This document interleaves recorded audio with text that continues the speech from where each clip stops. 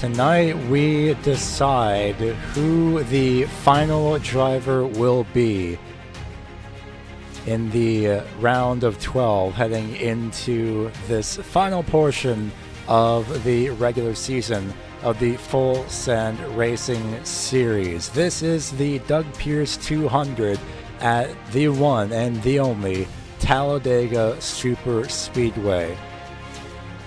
And we have one heck of a race here on tap tonight. I'll go ahead and show you the full championship standings coming into tonight.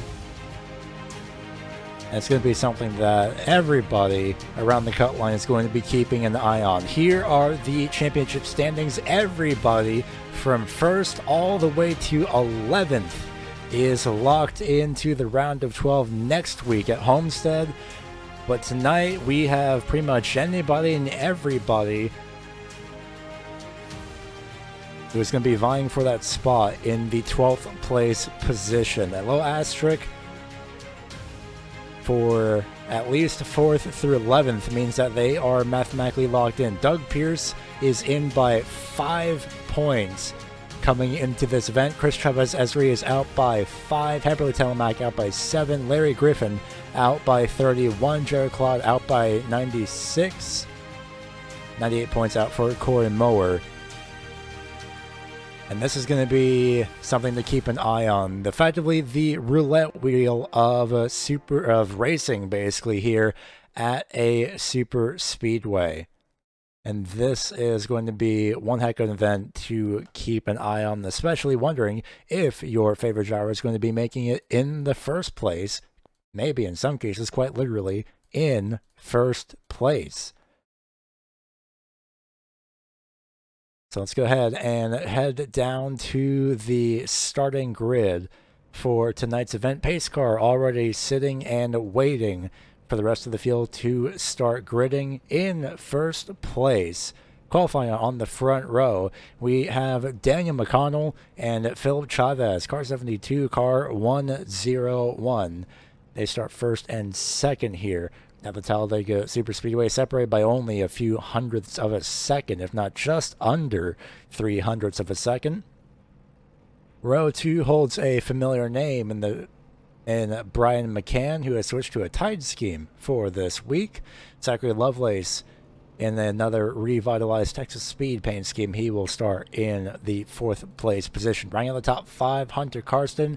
We've seen him quite a few times, and we'll see what he has in store for tonight's event. Jonathan Burt to the outside in a revitalized, I believe, Texas speed paint scheme as well.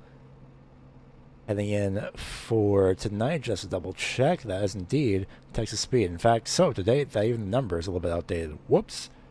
But regardless, we move on to the row behind. Bill Darton, number 7, starts off, appropriately enough, in 7th. Heberly Telemac in the 88, appropriately enough, starts off in 8th. Travis Starr in the 26 rounds out the 9th place inside line, or at least the inside of row number 5. Larry Griffin starts off in 10th, running out the top 10 positions. Tony Brent will start off in 11th with Doug Peirce to his outside in 12th place. 13th place holds Jared Claude in another redone paint scheme. Cameron Sarton starts off in 6th, the first driver to not set a qualifying time. Michael Thorpe Jr. has also opted to not qualify. He will start off in 15th. Ryan Lynch will start off in 16th. And then 17th place is William Duff. Throwing back to Matt Kenseth as well. Love the touch of that paint scheme. Haven't seen that one in a good while, that is for sure.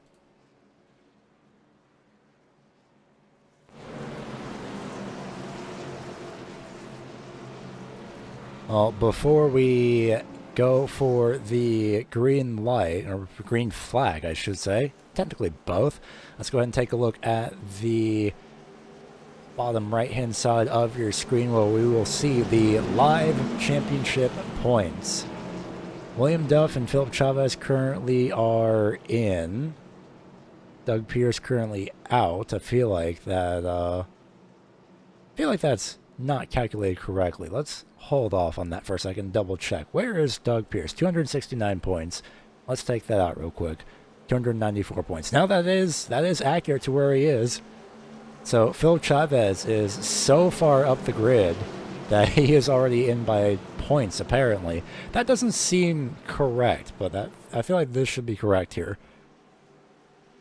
Phil Chavez, 321. That's where the disparity is coming from, and the confusion. Phil Chavez is locked in. His name for this is in yellow. So there's somebody up here. It's Daniel McConnell. That's why. So because Daniel McConnell is up here, that pushes Doug Peirce out. So Doug Peirce is going to be... We'll have to hope for the best here. Stage ends on lap number, I believe, 25, if not 20. But we'll take a look at that in the meantime, because now the green flag flies here at the Talladega Superspeedway. Daniel McConnell leads the field to the green. And down into turn number 1 they go. We'll see how these lanes fare once we go down the back straightaway.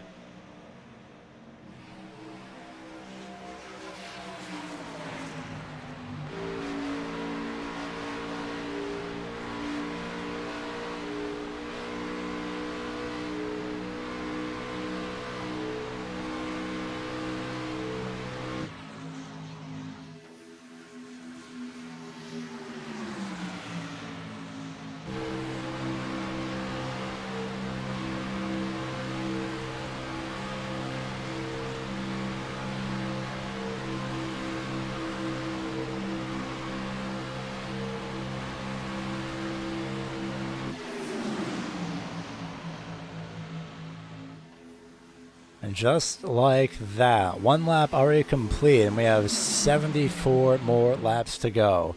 Daniel McConnell leads, heading down into turns 1 and 2. The outside lane, relatively even with these first 8 cars, although Bill Dark could probably want to catch up a little bit to the inside depending on how things go. And no doubt we'll be utilizing this camera angle quite a lot throughout the event.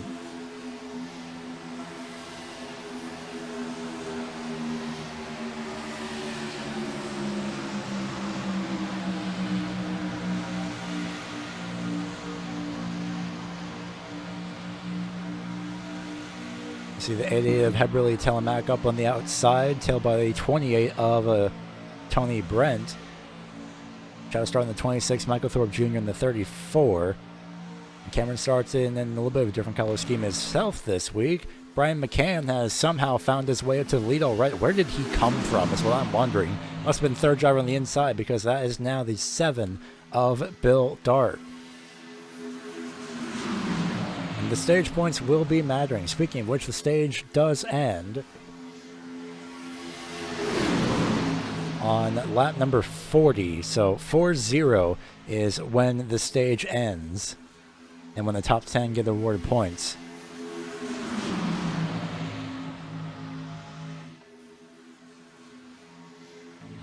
With how super speedway racing is, there goes Danny McConnell up to the outside lane, clearly the more powerful line. I don't really blame him for moving up to the outside lane, getting pushed by the 8 Brian McCann to the point where he got loose in the back bumper, but still just manages to hang on to it.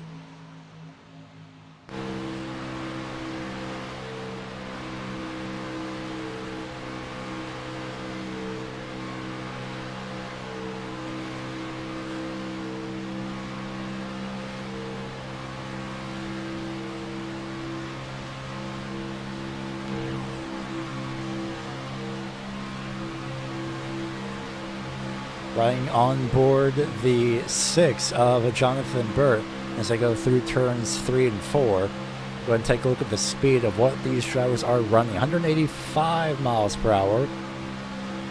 Down off the exit of turn number 4, through the trial will they go. It's about an average of maybe 190, maybe 195 down the back straightaway. We'll see. Lovelace is going to start pushing the 8 of Brian McCann. In fact, let's go on board the 33 Zachary Lovelace.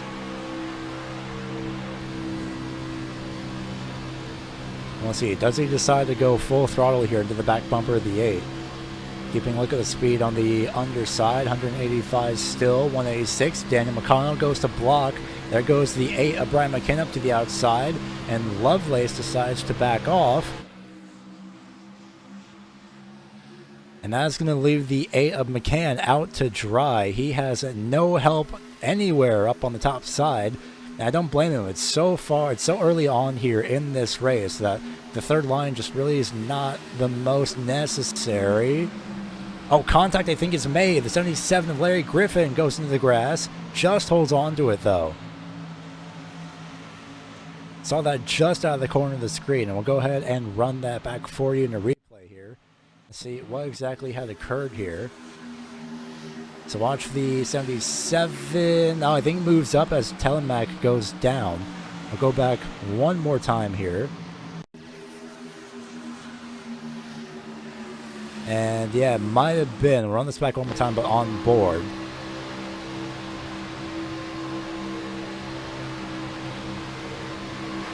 Oh, I just was not thinking the 88 would be there. That could have been a lot worse, but luckily everyone manages to hold on to a great save by the 88 and the 77.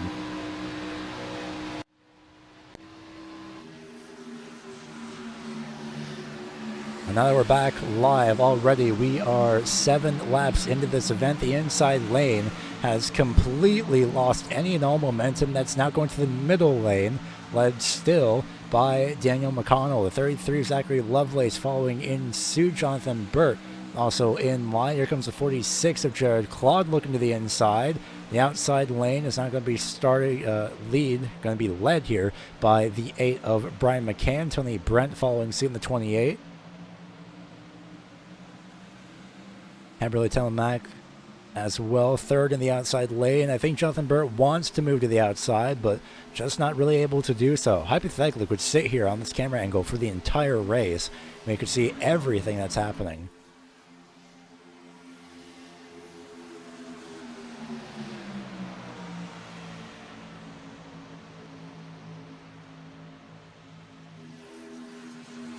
So go ahead and pull up the full championship standings of the top 16 drivers in the points here. Not that full one. There we go, this one. So any driver in yellow has mathematically advanced. Any driver in white, in this case Daniel McConnell, third place, has not advanced. But McConnell could mathematically lock himself in. At the moment, that would push out now Henry Telemack and Doug Peirce. And if it does come down between Telemack and Peirce, those two are separated by 1 point. Telemack 6th place on the track, Doug Peirce 14th place on the racetrack. And there we go. Now that McConnell's fallen out of the lead, well, hold on, we'll hold on with this. There we go.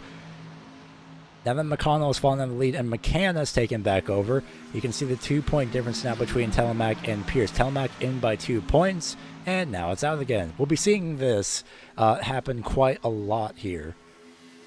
So at some points we may have to bring up the full graphic, but that cut line is something to keep a focus on. So we'll let that be for now, because that's going to be the trading point here between these drivers for the next few laps. So a lot hangs on the line here. Of course, Daniel McConnell did come in late into the series, so not sure if he's necessarily disallowed, and he technically won't be locked in from winning. Of course, part-time drivers will not have locked in. Andrew Medlin won the first race, and of course, I believe due to his work schedule, we haven't seen him for quite a while. But he won the first race, but because he was part-time, he is not eligible to be locked into the top 12. So this is why we have this here, heading down to Talladega. Couldn't really script anything better. Coming into this race, a 5-point difference.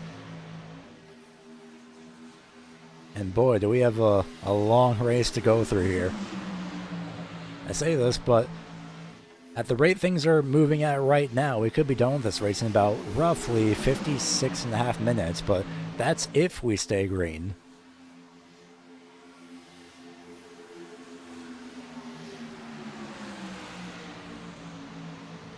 Little to no movement from either lane right now. Everyone has stagnated for the time being. No one really wants to push each other, so go ahead and move back through the field to take a look at Bill Dar, who's running up on the third lane up on the outside. Hunter Carson having some connection issues. Look at William Duff going to the outside. He's going to make it 3 wide staggered between himself, Dart, and Philip Chavez. There goes Ryan Lynch as well following suit. The throwback for the number 17 might be working in his favor here.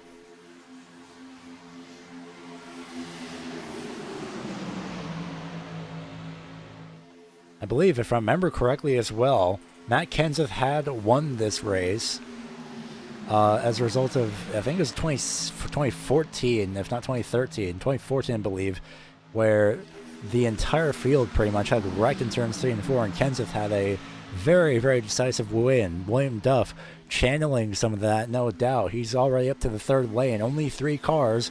Duff in the 17, Ryan Lynch in the 3, Larry Griffin in the 77.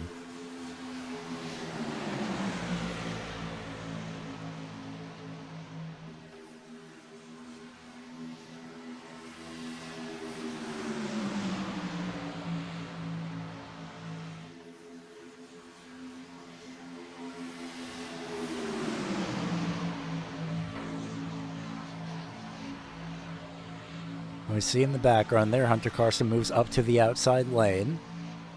A lot of positions trading right now that everyone's side by side.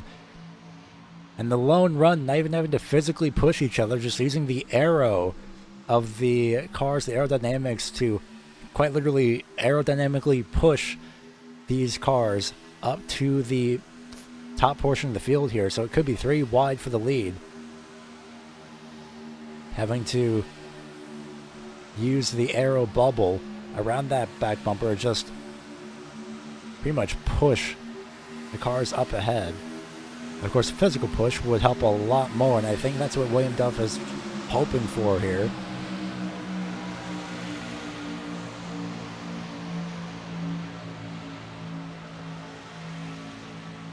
And there goes Michael Thorpe Jr. up to the top side. That's going to leave the middle lane now with only 3 cars. The inside lane has 7, well now 8, albeit they are spread out.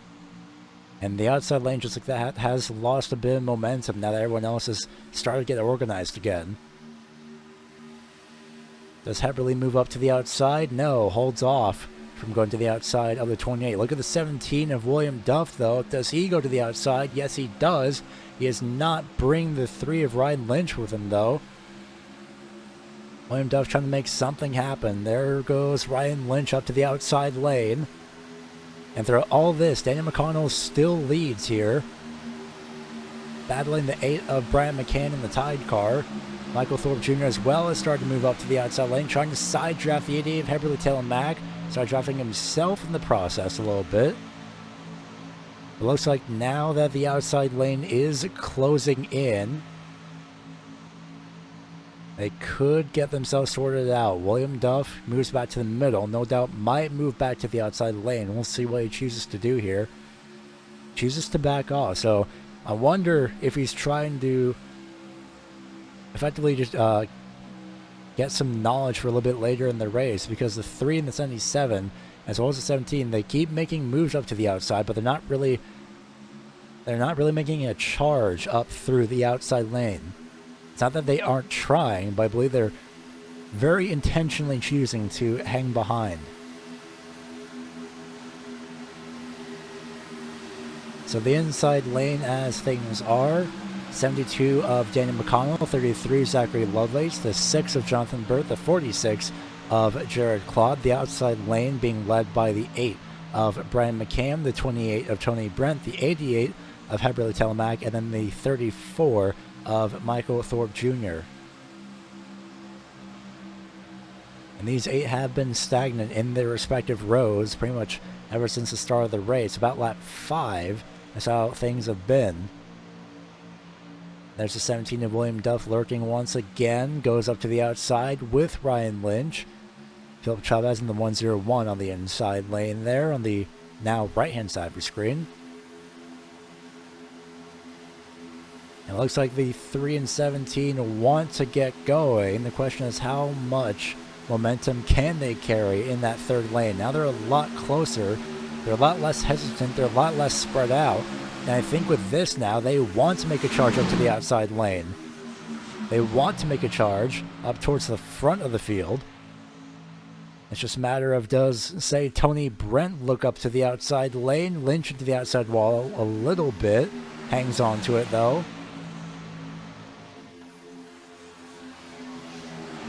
Keeping an eye on the 28 of Tony Brent. Remember, the 8 of Brian McCann does have a team to work with. So if we take a look at Tony Brent, he's working G-Force Sim Sports.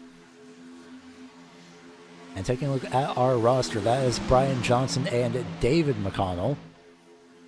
In fact, I believe the 72 of Daniel McConnell also is G-Force, yes. So I'm pretty sure McCann, what he wants to do here is drop down in front of the 72. And this is a very tricky situation. You let the 20 and 72 get together, you're not really going to separate those two. Those two could control the front 2 lanes very easily. So McCann really, his best option to avoid that from happening, as well as for the field necessarily, is to just stay here on the outside lane.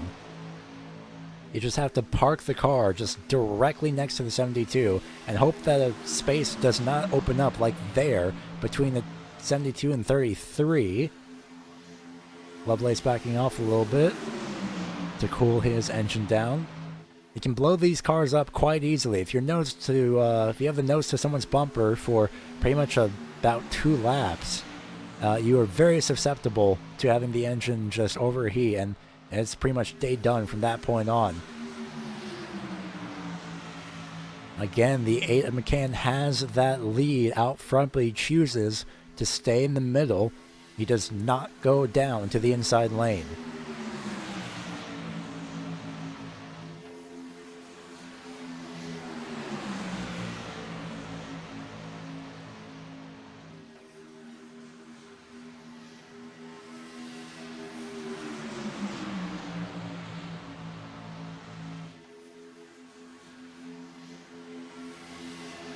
See in the back here that the 46 of Jared Claude might be struggling a little bit. Might have gotten a little bit of a push from Michael Thorpe Jr. He had moved down the 34 to the inside lane off to number 4 there in the background.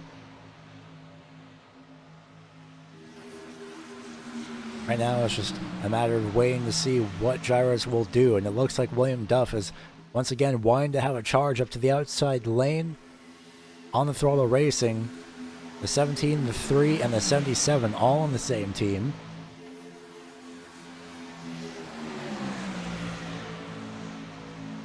No manufacturer alliances here, it's just down to the teams. And they've gotten to the second row just barely. I think for Tony Brent, what he wants to, or what he should do, at least in my opinion, is take that top lane, go around the 8 of Brian McCann, then go in front of Daniel McConnell. Use these top 3 cars to go around the 8 of Brian McCann, or in that case, just forcefully push Brian McCann out in front and move down. That works too. He's been trying to do that for the past few laps. I wasn't sure if he was going to be successful at it, but now it is G4 Sim Sports 1-2 at the moment. 28-72. Brian Johnson not here tonight in a racing capacity.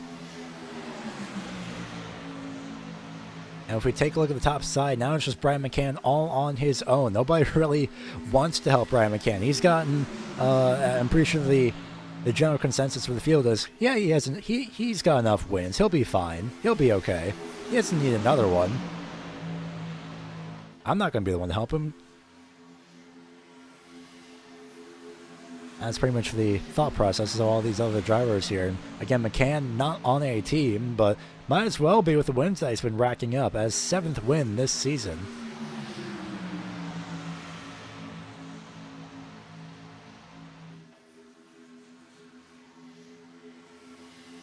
It looks like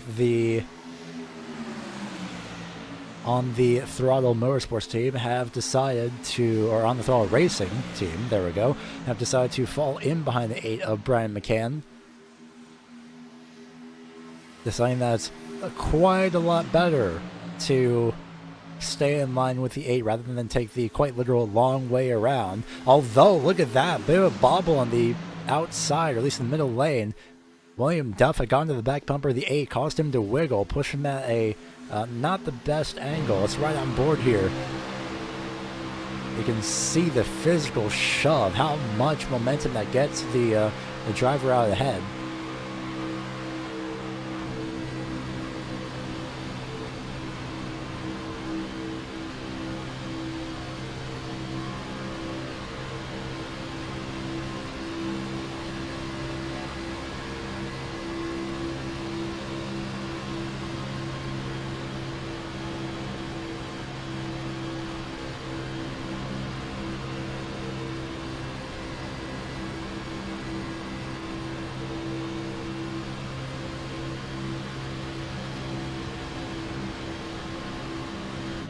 William Duff getting the push from behind by Ryan Lynch.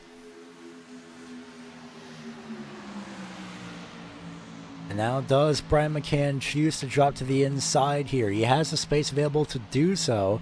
Does he want to is the question. He's left it wide open, decides against it. He'll stay up on the middle lane once again.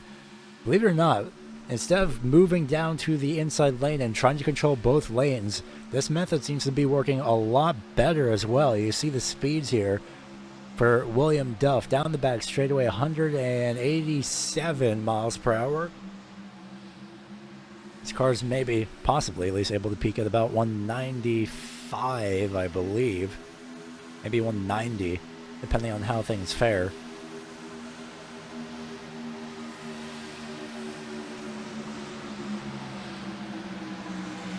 Again, stage ends at lap 40. We are almost 1/3 of the way through this event so far. Again, the push from William Duff to Brian McCann up on the outside. Through turn 2, down the back straightaway they'll go. And not much movement. I don't blame drivers for not really wanting to push to make a third lane so early on. It's not exactly the time to make a third lane. I would not be surprised, though, that some drivers would willingly choose to make a third lane forcefully and try to make a run on the top lane. But right now, it's not worth it. I mean, the third lane, well, second lane now, is just 4 cars. It's Brian McCann, William Duff, Ryan Lynch, Larry Griffin. The inside lane is pretty much everybody else.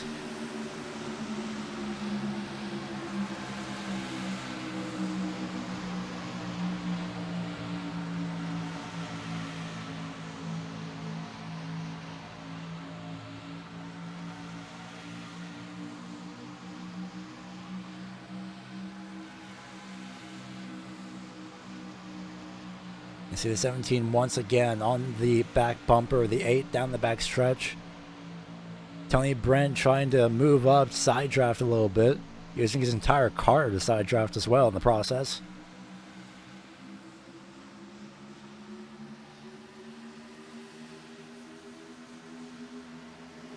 And here we go. This is something I was wondering about, is when pit stops would occur. That is pretty much half the field. Does anybody speed? No one locks up. It looks like everybody has managed to make it safely to pit road. Quite literally, about half the field. From 9th all the way to 17th. Careful, guys. This is going to be the key thing there. A little bit of contact between the, I believe, 88 and 22. 72, that's who it was. 72, McConnell having difficulty to find his pit box. And now the rest of the field, single file all the way in the back straightaway. Well, now we know they can last about 25 laps. So they can last until the stage, potentially pitting about lap 55 for the next round of pit stops. Look at the 101 of Philip Chavez. He's going to go out to the outside. Only 3 cars just on the throttle drivers here going down into pit road. Pit lane is here. And they all managed to hang on to it. And Brian McCann is going to be the first driver to lead everybody off pit road. And that's a 20 of Tony Brent, 88 of Heberly Telemack, 33 of Zachary Lovelace. Does anybody here overshoot their pit box? Doesn't look like it. 4 tires and fuel for those drivers. Very quick 11-second to 12-second pit stops. Some may have only taken 2 tires. I would not be surprised. 2 tires and just a full tank of fuel. That might have been the case for a lot of these drivers because on the throttle it took 4 tires and fuel, about 14.5 second stop average. 14.6 actually.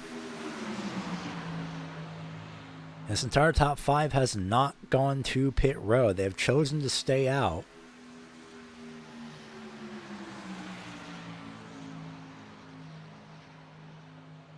Very, very intriguing decision from these drivers to not pit immediately after. I wonder if they think they'll be able to maybe lap a few of the drivers. But here's the thing. This is where the tail end of the field is. As we can get a better view. So there's Larry Griffin, the tail end of the current field, the tail end of the field in general. And then there are your leaders as of right now. So if they do want to pit, they better make a quick decision. Travis and Bill Dart. Do they decide to go to pit road? It looks like everybody else might be pitting. Yes, Bill Dart very eager to get into pit road. Do they all hang on to it? It looks like yes. No one smoked the tires on pit entry. Very solid pit entry for everybody here. And so now your net leader is Brian McCann.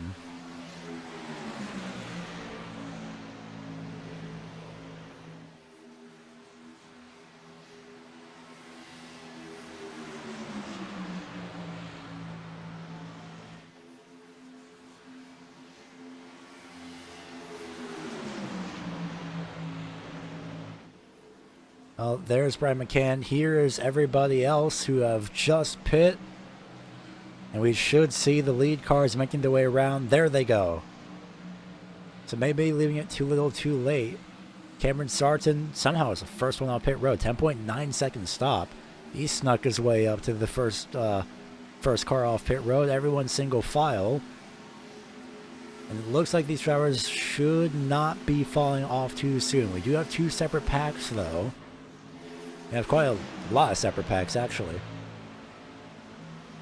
So 10 laps, just over 10 laps before the stage. Let's go ahead and run through who we have and where. So we have this group on your screen right now. Let's switch over to this camera angle. Here we go. So we have this entire group right here, the entire top 9 in this group. And then we have 10th and 11th, Cameron Sargent, Travis Start.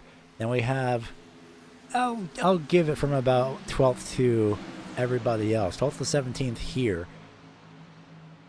So it'll be a while before anyone really tries to make a move, but Cameron Sargent is, I would say, in prime position in a sense. He's last car in the top 10. Wonderful new look. I believe he just recolored from, I think he just recolored from pink to orange. Yes, he did. But Sarton and Dart are just on the tail end of the top 9 here. So they should be able to catch up pretty easily. There goes Michael Thorpe Jr. I believe he's gotten shuffled out to the outside. He might get sent to the back of the field here. At least the back of this current group. Lap 32 again. Stage ends at lap 40.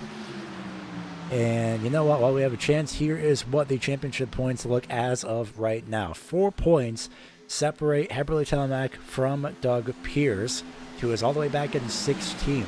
Doug Peirce is in a better position, arguably. The reason why I say that, let's switch back over to the number 39. Here he is. He's about 5-6 points out. Doug Peirce could, hypothetically, gain more positions and point his way in. While Heberly is, in a sense, would have to be in a must-win situation. We'll see how everything shuffles out. Not sure why the gap is suddenly 3 points, but you know what? I think, I'm seeing why now. The 88 has gotten shuffled back, actually. Looked away for 2 seconds, and somehow Cameron Sargent and Travis Start has snuck their way up to the top of the field. Not only that, Michael Thorpe Jr. is in the lead as well. Oh my goodness. There goes Cameron Sargent. Michael Thorpe Jr. were to win. He moved from 6th to, I guess, technically 3rd in the point standings. At least that's with the 1,000 points. But after all of this, the points will be completely reset for everybody. I have to look at the rule book once again, but the appropriate point standings should be after this. So Heberly Telemack is actually in a bit of a danger zone here. Doug Peirce has the upper hand. I would arguably say, I mean, pretty much, let's go with, wow. Let me go with this here, very slowly, so I don't trip over my words, especially with in-ear monitoring where it's delayed by about half a second. Like, wow. I'm okay. Let's try this again. As Travis Starr is going to back off by a lot to save his engine. Not a surprise there. Let's go with this. Effectively, of course, anybody who's not 11th through 1st in the point standings as of right now, they're fine. They don't have to worry. Again, arguably, you could say, well, yeah, of course, Heberly, Telemack, Doug Peirce, Larry Griffin, Jared Claude, yeah, of course they're in a must-win situation. No, duh. They're not locked in. With the context of everything here, and how quickly this could swing around for Doug Peirce's favor, I would think, at least in the current context of this situation, Heberly has to win just to secure that spot in the top 12. Doug Peirce has to very quickly gain these positions. So in order for Telemack to avoid having that risk, the 88 has to go for a win. Of course, it's at the end of the day, well, yeah, no duh kind of scenario, but that's in the current context of this situation. We still have time to go, and the thing is, with Heberle's current position as well, with the stage end closing in, Heberle could maybe just get lucky enough with points. We'll see how things go here once we get to the end of the stage, but we still have 4 laps to go into until the end of the stage. Hypothetically, the 88 could still be shuffled out. I mean, at the same time, we just saw Michael Thorpe Jr. go to the outside. I wrote him off immediately, and somehow, I believe, because of the help of the 1 and the 26, he had gotten pushed into the lead ahead of the 88 of Brian McCann. So there is a lot that can happen here. That happened in, what, maybe a lap. A lot can happen here in these last 4 or so laps here until the completion of the stage. So we're definitely going to be waiting. The 13 of Hunter Karsten is falling back. Connection issues again, which is... Oh, I can only relate. I can only empathize, is the phrase I'm looking for. I can only empathize with the 13 here. But luckily for Hunter Karsten, he is coming into this race. Well, actually, as of right now, 7th in the points. Shadow starts 6th. They are, again, fine. They are okay. So, not much to worry about aside from just get to the end of the race.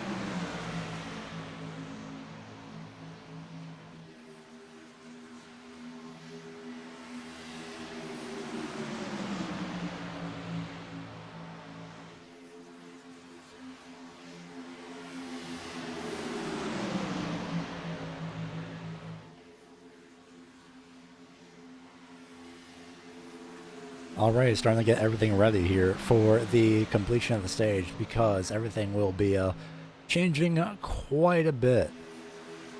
Yeah, this is the last chance for anyone outside of the top, well, 12, anyone outside the top 12 to get themselves in. This is going to be very crucial. Remember I said about Heberle needing to score as many points as possible? Well, look at the outside lane here. Just a couple laps ago, Heberle was 4th, and now here comes Cameron Sarton up on the outside lane. That's going to put the 88 down to 7th, making these gains very minimal for the 88. If I was Heberle, I would have gone up to the outside, but we'll see how things play out here. 2 laps to go until the completion of the stage. We are just past the halfway portion of this race.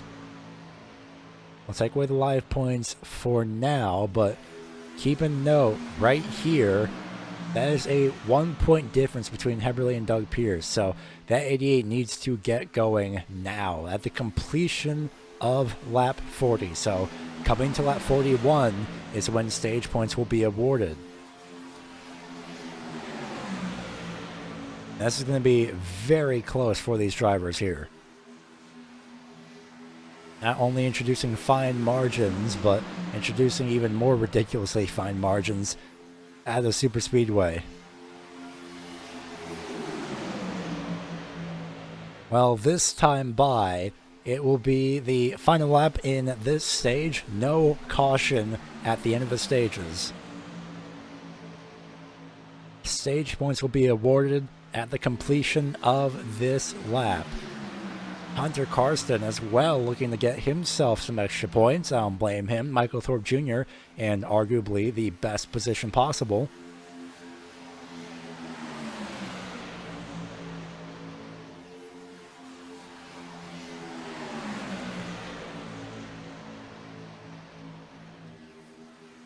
Travis start, going up to the outside, trying to cool down his engine. I'll take the tower away for the moment. There goes the 8 of Brian McCann. He's going to leave the 34 to the inside, but that's going to cause him to lose momentum. So here we go. At the start-finish line, it is the 34, Michael Thorpe Jr. at the line, getting the 10 points. We'll get you the timing tower back. We want to read out the top 10 positions as they were at the start-finish line. And doing that in the process, we've accidentally wiped out the overlay in its entirety. There we go. And we'll get the points updated as well during, I would say, a side-by-side. Look at the 8 of McCann. He is trying to absolutely close off any sort of a run that the 13 had. And that was pretty successful. Here comes Michael Thorpe Jr., though, to the outside. We won't really be seeing these drivers pit until about 15 laps from now, so I would say now is a pretty good time to get some practice runs in. At the start-finish line, here are your top 10.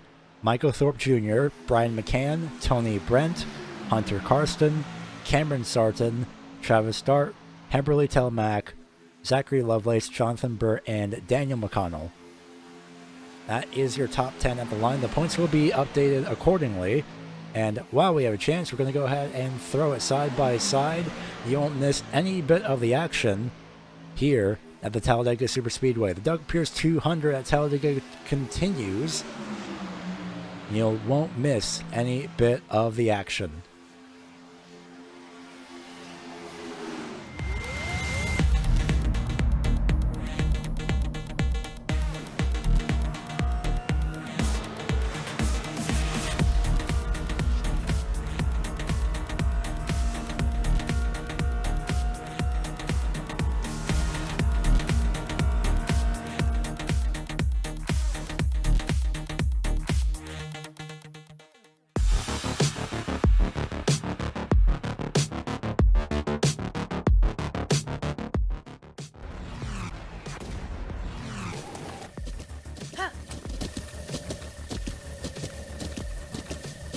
With the Butt Kicker Gamer 2, what you see and what you hear is what you feel.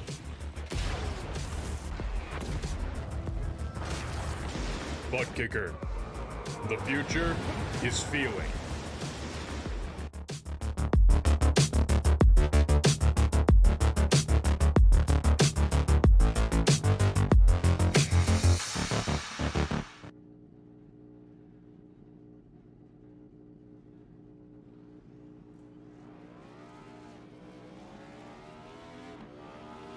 Here at TWRS, we're always here to help our squad when they need a little push in the right direction.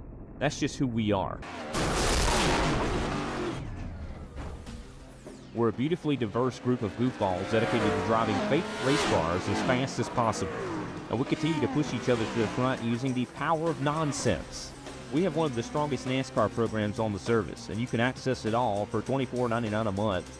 And we just released individual subscriptions for $14.99 a month for each NASCAR vehicle.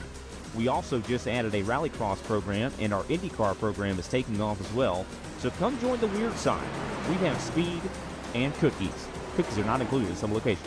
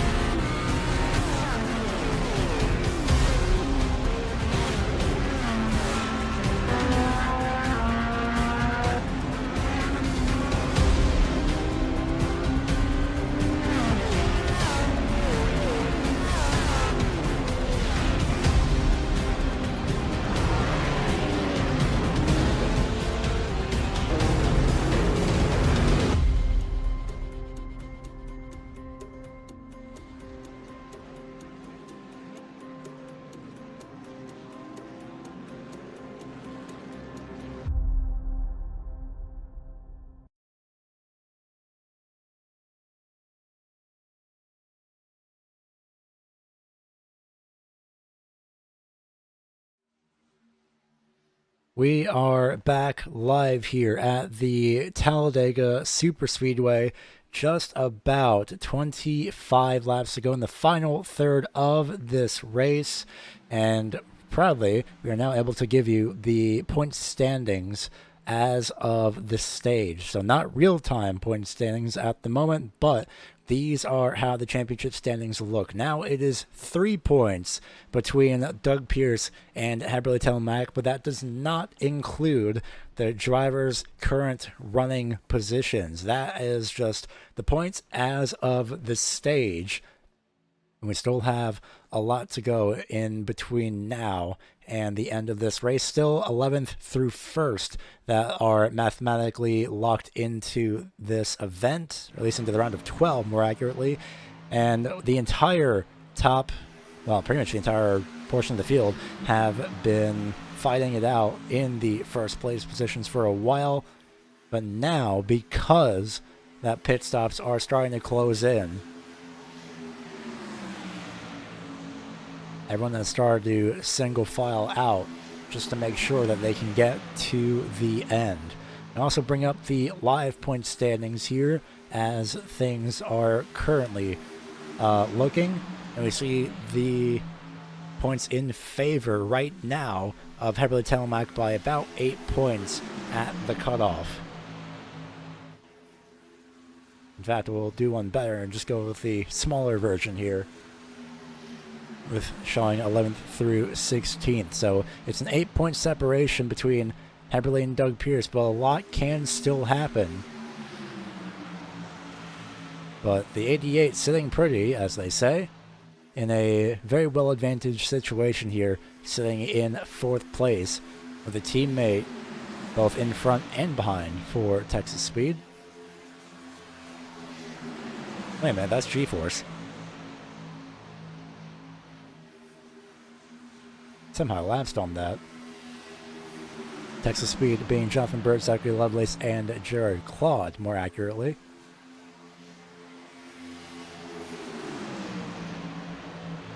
We might just keep the live points up for a little bit longer, but in fact we'll keep it up for the pit cycle and just see how things will shake in a very chaotic what-if scenario. Wonder if I have time to do this as well. Let's go ahead and go through the field as well for these drivers. Brian McCann had qualified in 3rd, currently sits at the moment in 4th place. Hunter Carson qualified 5th, currently sits in 2nd. Tony Brent qualified 11th, managed to sneak his way up to the top portion of the field here in the top 5. He sits 3rd at the moment, just before we get into pit stops, and we're going to throw all of that out the window because here they come down into pit road, including the lead cars. Do they all make it in time? No, the 13 of Hunter Carson has missed pit road entry. It is 11 cars into pit road, and the 13 has gotten the worst of it. No word from race control, but an unsafe pit entry is an unsafe pit entry. Jonathan Burt overshot. It looks like fuel only, and things go from bad to worse for the 13. As Internet is also just saying, well, how about no? Let's take a look here at the replay. Watch the 13. Too much speed, trying to slow it down, and shoots past the pit entry line. So that right here is an unsafe pit entry. No clear from race control, which makes sense. An unsafe pit entry is an unsafe pit entry. So the 13 still sits in his pit box right now.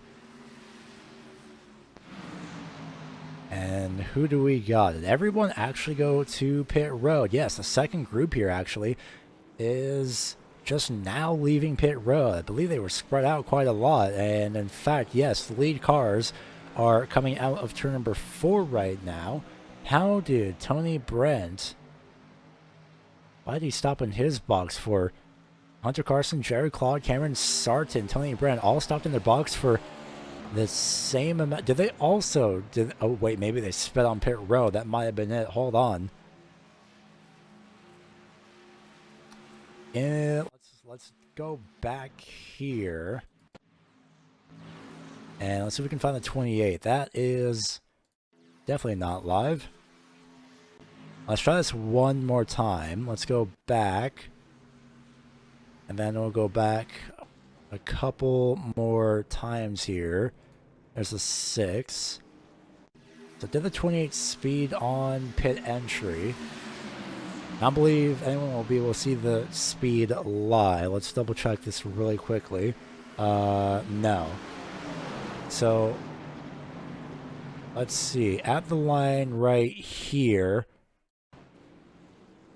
Oh no, we'll have to manually rewind. Apologies for that. I'll have to take a look here from this angle. And he was at 65 miles an hour at the line. Cameron Sarton, where was he at? He was at about 70 miles an hour. Jared Claude was at 65 miles per hour, and Tony Brent, we just went over him. So those are the three. So, yeah, I believe they did speed in pit road. Entry speed, of course, at 55 miles an hour. I have to double check that one more time, actually, for pit entry speed, just to be sure. Yes, pit entry speed is 55 miles an hour. So while they didn't get an unsafe pit entry, they did speed on pit road, and that was arguably way more damaging, or if not as damaging as an unsafe pit entry. So for those drivers, we have a lot of groups here. This is your lead group, believe it or not. Everyone has pit for their second time. This is your lead group right now. I am not kidding. This is your top 5. Let's do you one better and show the interval between these cars, and that way you can visualize the gaps a little bit better. So we have the top 5, and then we have Jonathan Burt and Zachary Lovelace. Then we have Philip Chavez, Larry Griffin, Bill Dart, Doug Peirce. Then we have Ryan Lynch and William Duff. Hunter Karsten is with Jared Claude, Cameron Sarton, and Tony Brent, the 4 drivers that had those issues on pit road. And I believe, double checking the track map, no, they are still quite a ways away from the lead cars. In fact, they are just now about to exit turn 2. There they are. So those are the gaps. Remember, we're not in Las Vegas, but Superspeedway racing is 1000% a roulette wheel of racing. That is for sure. Let's go ahead and show you the cut line with everything and how that stands. Happily Telemac, 301 points to Doug Peirce's 395.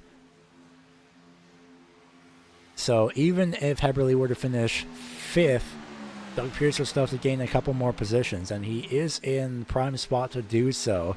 He is at the tail end of this group.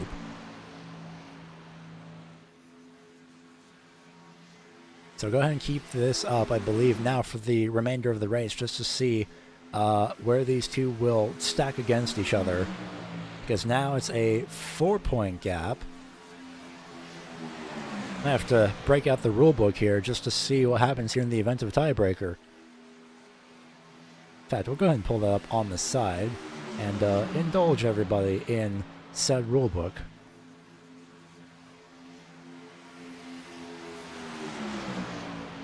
So, let's see. Okay, in the event of a tiebreaker, at the end of the regular season, it goes by wins, average finish, top 5s, then top 10s, in that order.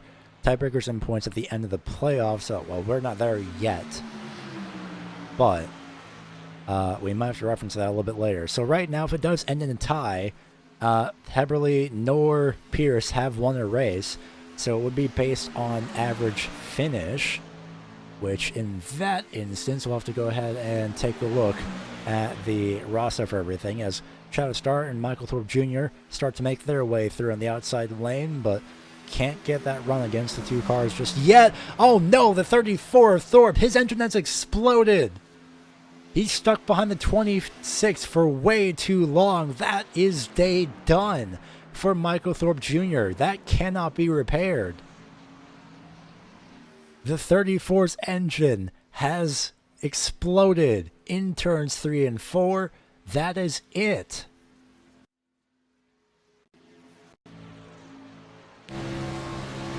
Listen in to the engine here in turn 3. Watch the revs.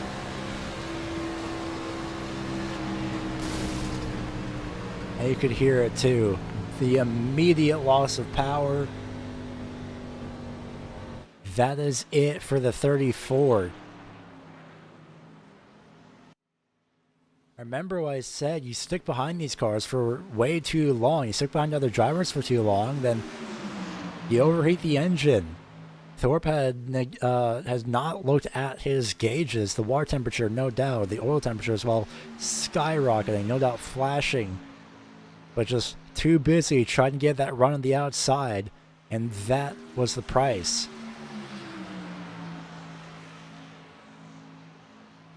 So both Heberly and Doug Peirce have gained a position and the point as a result of that. So these two are still about, they're still about the same here. They're still about even, but Heberly is in insanely prime position to win this. And immediately lock himself into the playoffs. We will see. Can he lock himself into the round of 12 with a win or by points? It would have to be just to secure it with a win, but we are about 13 laps away from seeing who's even going to win this.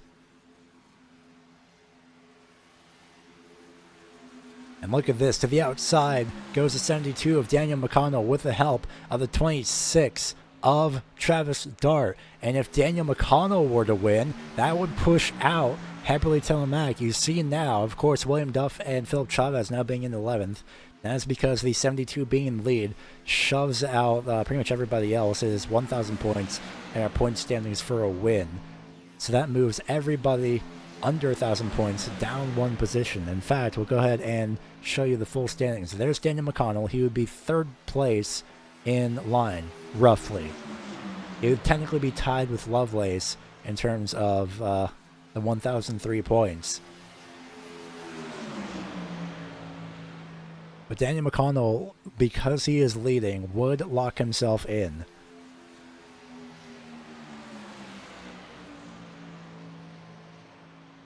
Of course, we might have to double check that in the meantime. But in the event that does come down to a tiebreaker between Telemac and Peirce, we'll see if we can get those stats up here very shortly for this league. Its average finish position.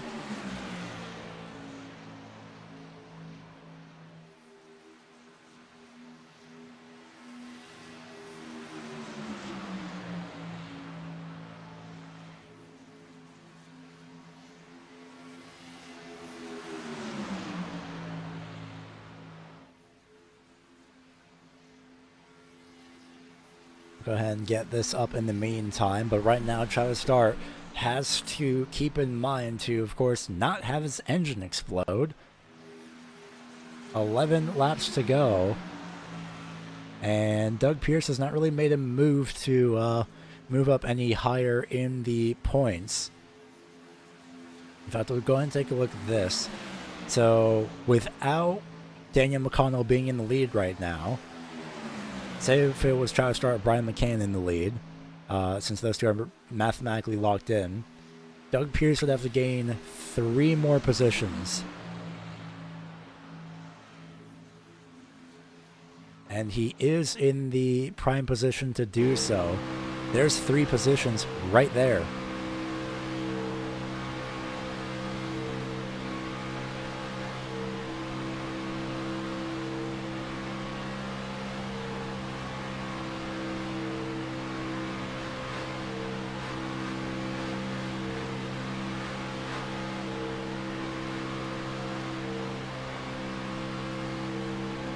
So Doug Peirce, he could probably get himself 296 points right now.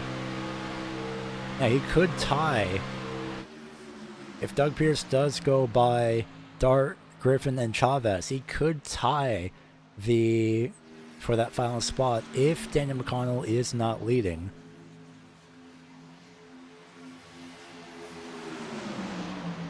So now this raises the next question of, well, what's the average finish for both these drivers? As of right now, Eberly Telematics average finish is 14.2. Doug Peirce is also 14.2 average finish. Oh my goodness. That probably does not include this race, which it could change potentially. That's if they're tied. There's a lot of variables here in these final 9 laps. Who would have thought? But if they do end up tied on average finish, then they'll go to top 5s, then top 10s.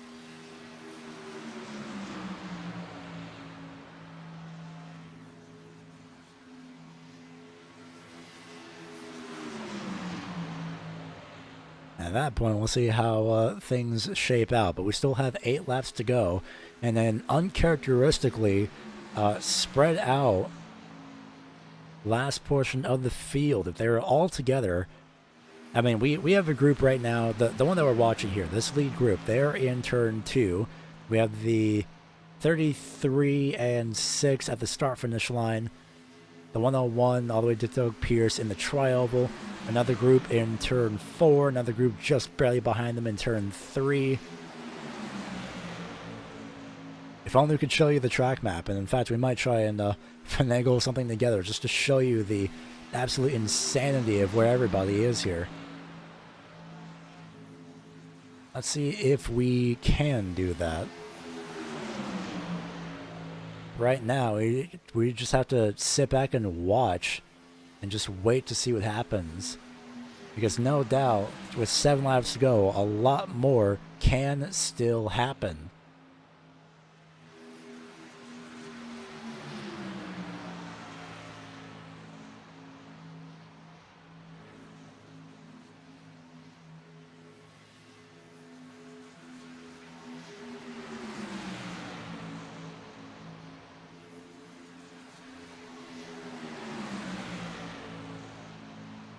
So just for fun, on the bottom left-hand side of your screen, we'll show you where pretty much everybody is running at the moment. There is the track map where everybody is right now. That is what it looks like around this racetrack. We have so many different groups of drivers. I'm not sure if these leaders are going to catch up to the group around turns 2 now. In fact, they are slowing down quite a lot. I'm not sure why. Ryan Lynch and William Duff have become disconnected. This is going to shuffle the positions quite a bit around all these cars.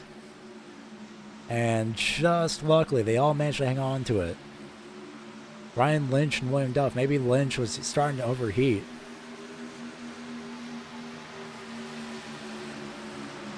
But that is what it looks like around the racetrack right now with everybody. Here are the leaders. We're coming to 5 laps to go. If they remain any more disorganized, well, who knows? In the meantime, let's go ahead and check on the 39 of Doug Peirce. How is he doing? He has moved up 1 spot. He is currently at 297 points. As again with Daniel McConnell in the lead. And everyone knows that at Super Speedway, just because you lead coming to the final lap does not mean you may be leading at the end of the race.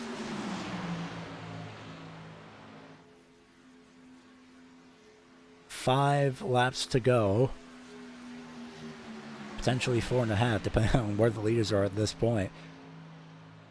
A lot is at stake here. It could potentially come down to average finish here for the tiebreaker. Here is where everybody else is. Also the start-finish line. In fact, they might... Could they potentially catch up? No, they're way too far back. So where Doug Peirce is, he's just now entering turn 3. So he does have a lot of space in between. Remember what I said as well about just because if you're leading at the end of the last lap, you may not be leading at the end of the race. Well, there we go. Doug Peirce has found himself now up into the 8th spot. Did Daniel McConnell just go back into the lead? Yes, he did. Wow. It's the one time I wish I had 2 cameras available because he has so much going on. So Doug Peirce has the key number for Doug Peirce here is finishing in 7th. That is the position he needs to finish in at this point. He just needs to get himself there and worry about everything else later. 3 laps to go, the start-finish line. This time by. Now, Heberly Telemack is in a must-win situation, especially if you see the 72 out ahead in front. Because if Daniel McConnell wins, then that means the 88 is also out. Travis Start and Brian McCann, if they do win, they do not knock out the 88. The 26 and 8 are locked in on points, so they will not affect this top 12, this battle for the 12th place. In fact, that point might be shown off here once we get to 2 laps to go. So Travis Start will go to the outside, gets pushed a little bit too hard as the 72 of Daniel McConnell. If I were Heberly, I would not be pushing that 72. Just for safety purposes. I don't believe that 72, even if the 72 is not eligible, I would not be pushing the 72 for the win.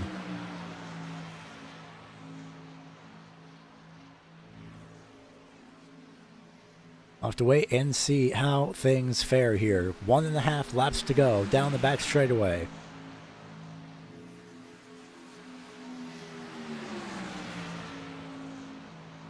Does Heberly want the win for that 88 machine? Travis Start falls in line. This time by. Off turn number 4, we will have 1 lap to go. And at this point, the story is clear. The 88 is effectively in a must-win situation just to secure the top, or the last spot in the top 12. Doug Peirce has moved up to 7th.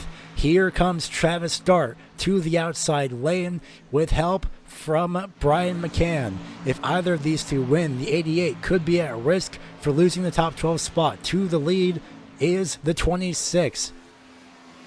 The 8 of Brian McCann. Does he go to the inside? No. Travis Start, hesitant. He does go to the inside lane. Doug Peirce and Heberly Telemack are currently tied. This time by. Off turn number 4. Heberly all over the back bumper. The 72 follows the 26 of Travis Start. Coming to the start-finish line. Will it be 3 wide for the win? 4 wide for the win for the start-finish line. And at the line, who was it? Brian McCann by 1/1000th. No, 9/1000ths of a second. It was Brian McCann. But here is the key thing. The 88 of Heberly Telemack has advanced by 2 points at the start-finish line. Doug Peirce, 2 points too shy. Props to him, though. He did all he can to the start-finish line, and 2 points shy is the 39 of Doug Peirce. Heberly Telemack has secured a spot into the top 12.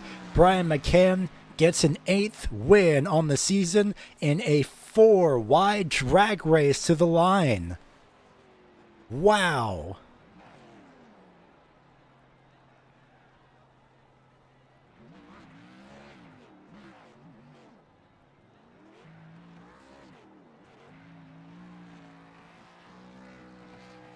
I am utterly speechless at what just occurred in front of me. The top 4 cars. Correction, the top 3 cars were separated by 0.013 seconds. Wow. It was still a 4-wide finish nonetheless. And we'll go through everything here momentarily as we watch the 8 of Brian McCann, rightfully so, burn down a 8th win, almost at 7th, an 8th win on the season. Wow. Brian McCann, once again, has pulled out another win. The lone driver on the very top side. The 8 car has secured the win at the start-finish line. Heberly Telemac has secured the 12th and final spot going into the round of 12 next week. And it was oh so close. 2 less positions, and it could have been a tiebreaker. But luckily for the 88 and for the Texas Speed team and teammates, 2 drivers, actually, it could be 3. I'll double check that in a second here. But Texas Speed, all in the top 12, I believe. Daniel McConnell finished in 3rd. Great race for that number 3. I haven't seen Daniel, I've seen him sparingly throughout the past few weeks, but doing pretty good. Ran into some bad luck, and I think this is the positive luck that he needed. Travis Start finished in the 4th place position. The last of the drivers to make it 4 wide, and just barely almost had a shot at winning as well, but managed to still continuously again secure a spot firmly in the top 5. Speaking of the top 5, rounding out the top 5 is the 6 of Jonathan Burt. Zachary Lovelace finishes in 7th. Doug Peirce has, I say Zachary Lovelace finishes 7th. Zachary Lovelace finishes 6th. 7th place is Doug Peirce. Bill Dart finishes in 9th.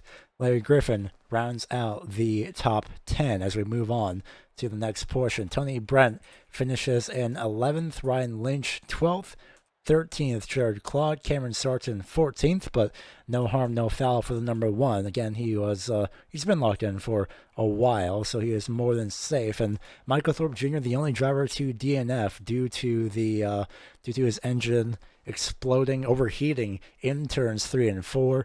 But again, the 34 car is safe. And so now comes the main thing here. We'll have your point standings here up in a few moments. Just make sure that is official with the points ordering based on... Oh, well, that was fast. Jeez.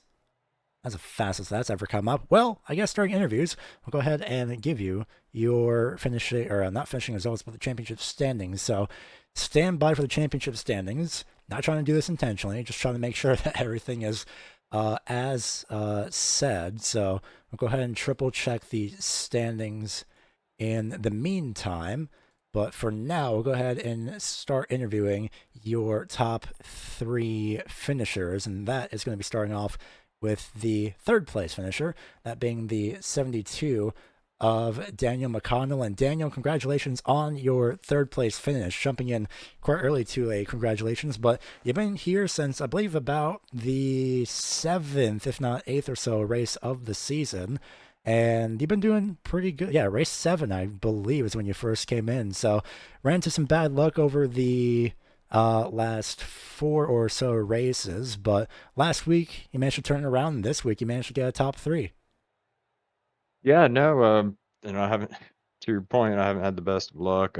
Just trying to find my comfort zone in this car. I'm not used to running it, but coming to the super speedway, it's something that I really enjoy, especially all the work involved with the other cars to help facilitate a fast lap. It's pretty impressive field out there, so I was really happy to come away with a 3rd place finish. I'm going to be double checking the championship standings here on my side before I go ahead and say anything. No, okay, we're good. But yeah, 3rd place, though, not too bad. Next week we head to Homestead, of course. In fact, fun fact, well, I don't know if it's a fun fact necessarily, but races 7, 8, and 9. I don't have a name to relate those to at the moment. You managed to get 23 points, then 24. And then race 10 through, 10, 11, 12, ran into some bad luck, no points. One of them might have been dropped actually, but last week got 32 points, finishing, I believe that was around the top 5. I have to double check that. Double check my math on that. 10th. Actually, not too bad. So, turning it around with the stats, and next week we head to the Homestead Miami Speedway. So, heading into the back half of the season, not much to worry about for you, but no doubt, like you said, trying to get used to the car and get some practice in. So, what's going to be your method heading into Homestead for next week? Just kind of like, I take all these old tracks realistically. I just try to kind of ease into the car. I'm mainly used to road racing, so a lot of left footing, but this right foot I've come to find out is just as important on keeping it steady and smooth. But probably ease into it and find my pace. So before we go ahead and let you go celebrate your third place finish with your team, go ahead and shout who gets it done for you for that number 72. Yeah, no, that's gonna be, the guys over at Texas Speed, as well as over here at G-Force. I mean, great group of guys, and obviously very, very appreciative to have the opportunity to run here at FSRA as well. I thank you for your time as well. Congratulations again on your third place finish. We hope to talk to you again soon and see you running up in the top 10 more often. Absolutely appreciate it. So that is the third place finisher, Daniel McConnell. Second place finisher, and I want to say unofficially just for the moment, but I mean, I don't have it in graphic form, but I do have it in spreadsheet form where by 2 points for the 88 machine, and also in a dramatic 4-wide finish, as if things weren't chaotic enough, Heberly, you have managed to advance and lock yourself into that last spot in the round of 12. Oh, let's go. I didn't even know that. So I thought I was out. Let's go. Oh, I'm more excited now. Woo! Let's go. All right, that just changes everything. That is amazing.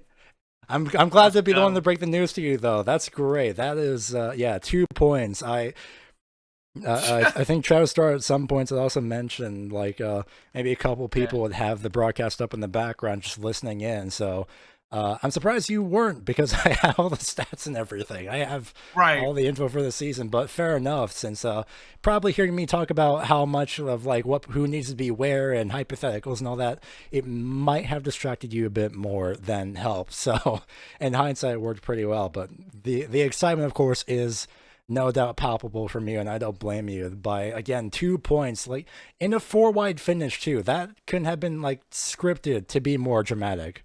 No, it was really awesome, though. Oh my god, I got excited towards the end of the race. I know it was gonna be a battle between the 4 of us and whatnot, but like I was pushing Daniel to see if we could work together and get the going to the front. But McCain and what's his name? Oh my god, I totally forgot his name. I'm sorry, Travis man. Star? Travis. There we go, Travis. McCall. Travis. Yeah, Travis over here. We're going forward towards the end of the finish. Got bumped in the end, but I thought I could have had to win by like 8,000ths of a second. I lost, but. Oh my god, man. The whole team worked. We all worked together. Like the whole Texas team, speed racing team. We worked well together, all of us. It was amazing, though. It was fun.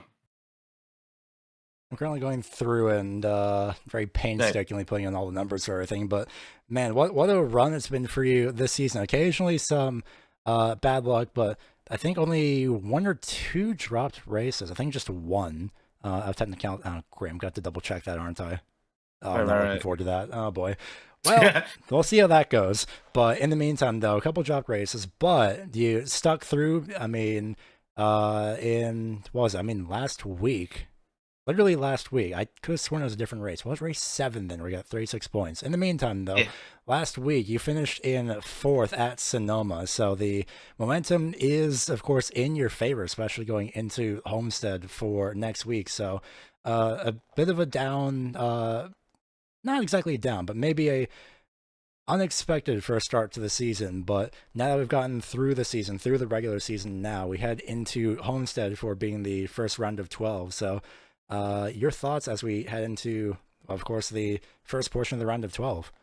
I'm really getting excited for this race coming up. I can't wait to work with the guys real quick, represent the Texas Sin Speed Racing team, get everybody going, and hopefully we get this championship at the end of the year. Whoever wins at the team, at the end of the team, with the team, we're gonna be excited for it. That's definitely something to look forward to. And while we have you giving shout outs to people who get it done for you, is there anyone else that you like to shout out for your second place finish here this week? Oh, I want to shout out to Daniel. It was good teamwork at the end. I want to shout out to Zach, Jonathan, Jared, David, all those guys and the whole team. Like we definitely put all this together. Thanks to the guys, the great amazing team. Like that's been much it really. Like everybody else in the whole organization with us here is amazing. So really happy to met these guys, stuck with these guys, and definitely definitely want to continue with these guys to the end.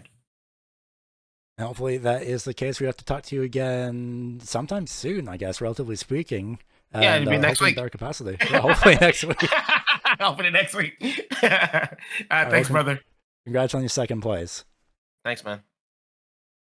That is one excited person. I've heard people be excited for race wins in general, but never that excited. The excitement is palpable not only between the 88, but also, I guess, the 8 of Brad McCann, where he won by 9 1,000ths of a second, if not 8 1,000ths of a second, give or take. I don't know, 1/10,000th of a second or rounding and whatnot, but an 8th win on the season for, appropriately enough, in number 8, and even more appropriately in at Talladega. But no throwback scheme this time. This time you decided to throw it back to, I believe, Darrell Waltrip's scheme for the Tide Paint scheme. No, Craven, right? I'm not sure. I don't know my NASCAR history too well. I just like the Tide look and. Yeah, that was a really fun race.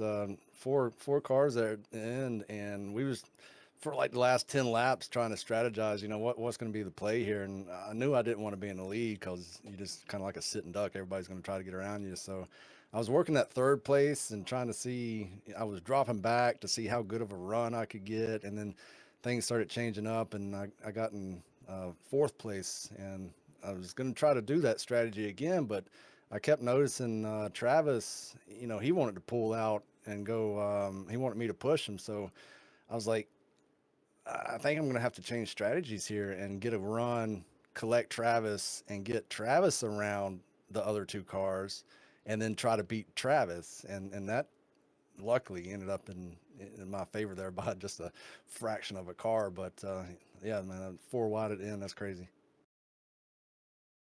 Something I also mentioned too is, I believe for head police interviews, that you just can't script a finish like that any closer. Quite literally, it's absolutely wild going into the next few portions of this season, where I have also noticed that I did not add the 8th win. There we go.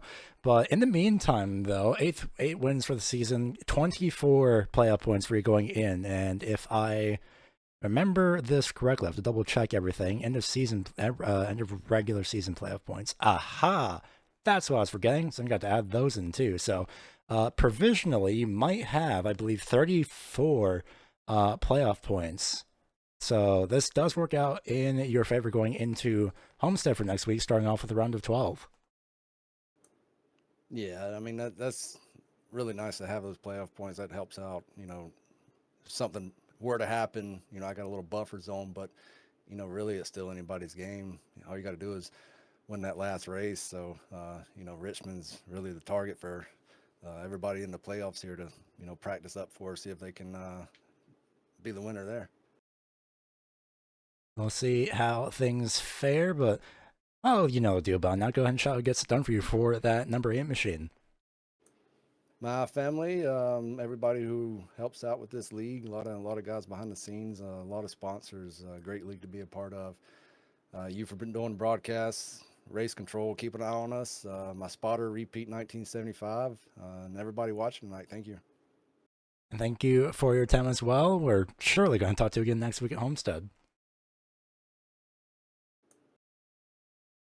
I say that, but I might jinxed him, so we'll see how things fare with that in the meantime. But that is your interviews with your top 3, and don't worry, we do have your provisional, heavy emphasis on provisional. Well, we'll go with end of regular season points standings. There we go. That is what it looks like going into provisionally the round of 12. I, on my side, will be triple checking to make sure that these race results are going to be the actual results. If I can click on the proper buttons in the meantime. But that is what it is. Again, like I said, you cannot script something any closer, I feel like. And it looks like that may have been officially carried over as well. So, yes, it looks like that might be the case where everything has officially been carried over. So I'm going to adjust everything once again. But, yeah, Brian McCann, Cameron Sarton, Zachary Lovelace, at least on this order that I'm seeing, Tony Brent, Jonathan Burt, Hunter Karsten, Philip Chavez, Travis Starr, William Duff, Ryan Lynch, Hamberly Telemack, and Michael Thorpe Jr. are all the top 12 that have been locked in. So this graphic is going to be done and away with by the end of this broadcast, and we'll have the proper the proper graphic going into the next portions of the season. But what a finish that was, as we're going to go ahead and move on into the next race at the Homestead Miami Speedway. Sadly, no graphic on the bottom portion of the screen telling you the time and date, but, well, it's next week, same time, at about, roughly, 9:25 p.m. Eastern Standard Time.